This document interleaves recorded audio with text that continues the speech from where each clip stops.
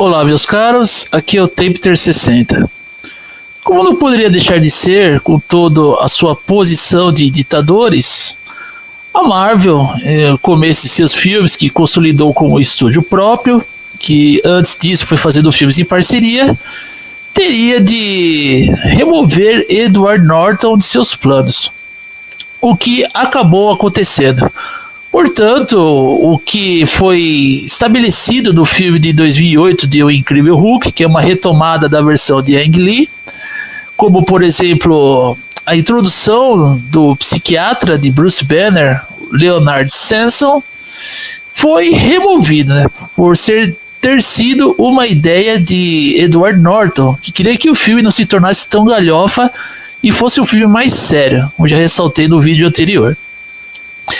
E então nós teríamos no filme, dentro da proposta dos estagiários da Marvel, incluindo seu ditador Kevin Feige, o Bruce Banner se distanciando do seu amor, né, da mulher que ele mais amou na vida, que é Betty Ross, que apenas algumas curiosidades sobre a Betty, tanto na retomada de 2008 como também na versão de Ang Lee, ela é uma cientista que auxilia Bruce Banner em suas pesquisas. Então nós já temos aqui uma diferença, né, das histórias em quadrinhos. A Betty aqui é uma cientista, ela não é apenas filha do General Ross.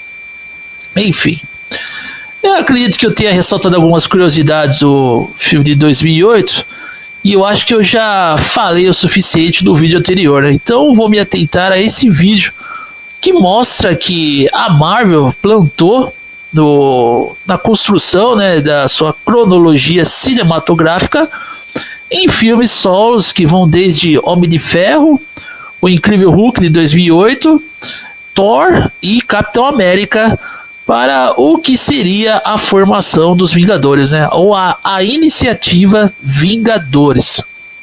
Ou seja, que é onde chegamos aqui em 2012 com o filme The Avengers, Marvel The Avengers, que é a primeira vez que os Vingadores, os personagens das histórias em quadrinhos, foram trazidos para as telonas com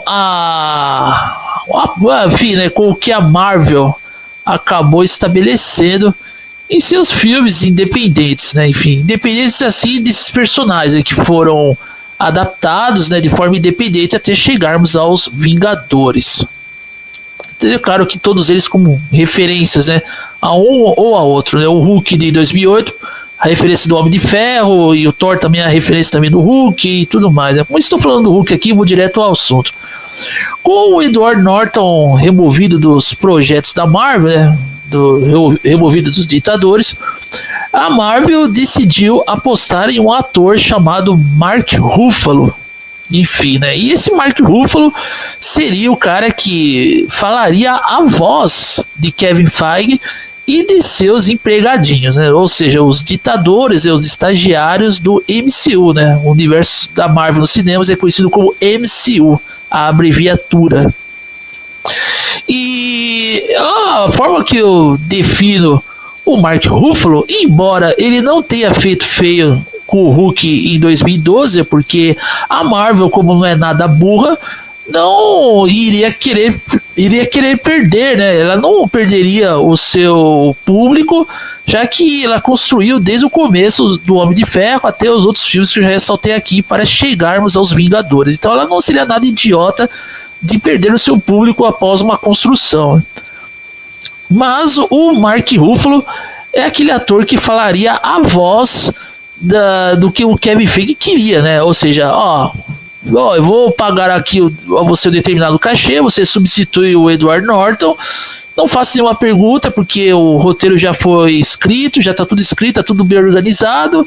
Ou seja, o Mark Ruffalo, ele não questionou nada e apenas fez o papel dele para receber o seu cachê. Embora, como já disse aqui, ele não fez feio como o Hulk, né, e os Vingadores de 2012. Mas a forma que eu vejo o Mark Ruffalo, e me perdoe se vocês que estão assistindo do outro lado, se eu estou sendo um tanto quanto, se eu vou ser um tanto quanto rude e obsceno agora, parece que o Kevin Feige pagou uma grana, pagou o cachê, ofereceu um cachê para o Ruffalo, falando assim, você vê do seu corpo ali, não importa com o que vai acontecer, esse aqui é o seu cachê, já está tudo combinado e não faça nenhuma pergunta. Ou seja, como pagar um cachê para uma pessoa vender o próprio corpo, como se fosse algo assim que não pode ser questionado, foda-se, fim de papo. Ou seja, entendam como quiser. Eu entendi dessa forma.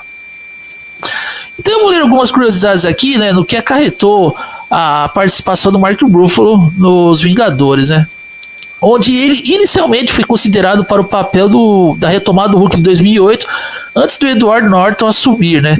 Ele foi escalado depois que as negociações entre a Marvel e Edward Norton fracassaram. Refletindo sobre substituir Norton, Ruffalo declarou: "Sou amigo de Edward Norton e sim, não foi uma ótima maneira de tudo acontecer, mas do jeito que eu vejo, Norton me levou a esse papel. Eu vejo isso como o Hamlet da minha geração." Discutindo o personagem, ele explicou: "Ele é tal, um cara lutando com dois lados de si mesmo, o escuro e o claro, e tudo que ele faz em sua vida é filtrado por questões de controle."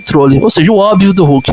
"Eu cresci na série de TV assistindo a série de TV de Bill Biggs, tudo mais." Ele diz, o Mark Ruffalo, que também é fã do Bill Biggs, do Ferreira e tudo mais, "eu gosto que o papel tenha essas qualidades." Aí ele descreveu o papel do Hulk na equipe, afirmando que ele é como um companheiro de equipe que nenhum deles tem certeza se quer em sua equipe. Obviamente está muito ligado ao Hulk. Ele é um canhão solto, né? E como basta jogar uma granada no grupo e vamos torcer para que acabe bem. É a primeira produção em que o ator que interpreta Banner também interpreta Hulk ao mesmo tempo, né? Banner e Hulk. Ruffalo expressou entusiasmo sobre a perspectiva, dizendo: "Estou realmente animado. Ninguém nunca interpretou o Hulk exatamente. Eles sempre fizeram CGI. Eles vão fazer a captura de stop action e stop motion. Eles fizeram, né? A captura de stop action e stop motion de Avatar. Então eu realmente interpretarei o Hulk. Isso será divertido." O modelo em terceira dimensão 3D usado para criar o corpo do Hulk foi baseado no fisiculturista e stripper masculino de Long Island, Steve Ron, enquanto o rosto de Ruffalo serviu de modelo para as características faciais do Hulk. Para produzir a voz do Hulk, a voz de Ruffalo foi combinada com a de Lou Ferrigno. Uma curiosidade aqui, Lou Ferrigno fez a voz do Hulk desde o Hulk de 2008, né? Embora a Marvel também cometeu o descasso, né? Cometeu a falta de um apoio, um personagem maior para o Lou Ferrigno, né? Enfim, cometeu essa ofensa em vez de dar um personagem maior para ele, né? Então ele fez a voz do Hulk desde 2008, Lou Ferrigno. No entanto, o Ruffalo forneceu a única fala do Hulk, que é o Puny God, né? Deus fraco. Enfim, a fala do Hulk sozinho ali. O Ruffalo ganhou 2 a 3 milhões por seu papel no filme, né? 2 a 3 milhões de dólares. Enfim, saltar aqui algumas curiosidades aqui sobre a mudança, né, de Edward Norton para Mark Ruffalo. Como eu já disse aqui, o filme no geral aqui não faz feio, porque, como eu já ressaltei, a Marvel não seria idiota de perder público, porque tudo é negócio. Como eles já construíram com as adaptações solos desses personagens, eles juntaram tudo para fazer aí para apresentar os Vingadores, né, para o pessoal que sempre esperou, né, para a reunião dessa equipe, né, desses personagens que ocasionaria nessa equipe, porque a gente sabe que nas histórias em quadrinhos, os Vingadores, né, mais precisamente o Hulk, ele não se adapta muito à equipe, né, logo ele se interpõe contra a equipe e acaba, com a ajuda de outro personagem, se opondo contra eles ali. Aqui não, né? Aqui é o Hulk nos Vingadores e tem seus momentos. E falando em momentos do Hulk aqui, né? Onde eu quero ressaltar uma outra curiosidade aqui, que não só a Industrial Light and Magic, que proporcionou a computação gráfica do Hulk, a CGI, né? Como também outras empresas, né? Outras indústrias ajudaram na computação gráfica do Hulk para reforçar o que havia sido feito no Hulk, né, que desde 2013 ali, porque o Hulk em 2008 não conta, né, do jeito que eles diminuíram, né, o tom volumoso da estrutura corporal do Hulk, que já não era tão poderosa ali no Hulk 2008, parece que essa computação gráfica com a Industrial Light Magic, com outros, né, eles voltaram a deixar o Hulk mais volumoso, e agora com a feição, né, o porte, a expressão do ator Mark Ruffalo. Um dia disse aqui, ele interpreta o Hulk e o Banner ao mesmo tempo. Outra coisa que eu quero ressaltar aqui, né, acabei esquecendo de ressaltar, Aqui no filme de 2008, na retomada, o Bruce Banner ele aprende a controlar o Hulk por base de meditações. Ele usa de técnicas de meditação e até mesmo de algumas lições que ele aprendeu com um lutador, né, de jiu-jitsu, né, campeão de vale tudo lá no Japão, Rickson Gracie, para controlar a sua respiração para que o Hulk aparecesse em ocasiões em que ele não ultrapassasse um certo limite de fúria, né? Enfim, e toda essa técnica de meditação que vai desde yoga, controlando a respiração e tudo mais, a gente viu ali, né, naquele run muito bom, por sinal, escrito pelo Bruce Jones, que teve vários desenhistas como convidado, Mike Deodato Jr., Lee Weeks, Doug Braithwaite, só feras ali, né? E que também seguiu a proposta da série televisiva do Hulk. Então, tudo que a gente viu ali no Hulk, muita coisa do Hulk, né, o lance de controlar a respiração, meditação e tudo mais, veio do Bruce Jones. E essa premissa do Bruce Jones se apoiou muito no seriado televisivo do Hulk, né? Então, o seriado sempre se viu como uma base inspiradora, né, para o que viria a ser feito com o Hulk.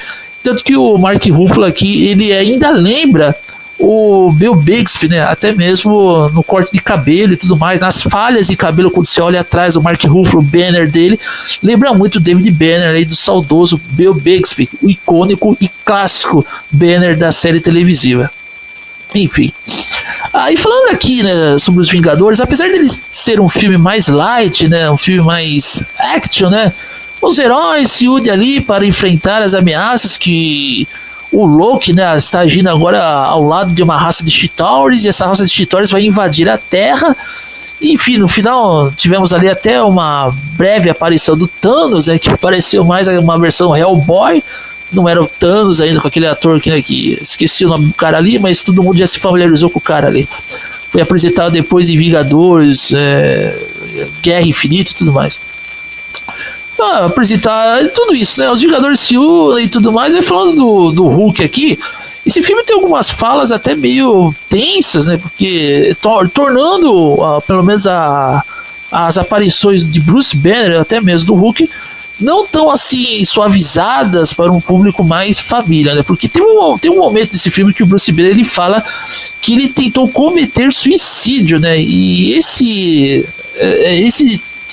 essa tentativa de suicídio que ele tentou cometer está incluída na abertura alternativa do Incrível Hulk de 2008, retomada com o Edward Norton, né? Inclusive interpretada pelo próprio Edward Norton, né?